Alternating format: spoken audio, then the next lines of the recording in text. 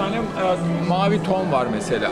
В каждой картине его почерк и его видение мира. Ахмет Яшель всегда мечтал стать футболистом. Тяжело заболел в 1972 году. С тех пор не ходит. Тогда, почти 50 лет назад, и начал заниматься искусством.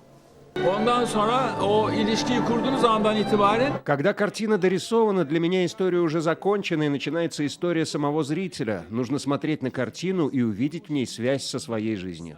Если работы раннего периода творчества Ахмета Яшеля были в стиле сюрреализм, то уже дальше он приобретает свой собственный стиль, который теперь отличает его от современников и приковывает все внимание к его картинам.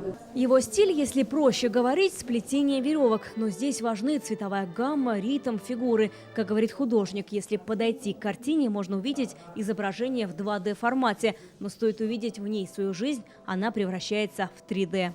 Через эти нити он показывает связь и времен, и пространства, связь цвета, связь своего внутреннего звука, который он слышит и который он предлагает услышать и посетителю. Выставка называется «Звуки и следы». В Казани она открылась благодаря консульству Турции. Казань известна своей активной культурной жизнью. Мы решили внести свой вклад и показать турецкое искусство. Ахмет Яшель хороший художник. Он очень известен в Турции и во многих странах. Мы видим, что у зрителей есть интерес. Это первая выставка Ахмета Яшеля в России. Он сегодня признался, знаком с творчеством многих русских и татарских художников. Изучал творчество Баки Урманчи, а именно его работы по мотивам произведений Габдуллы Тукая. Вероника Гайнудинова, Марат Зайдуллин, ТНВ, Казань.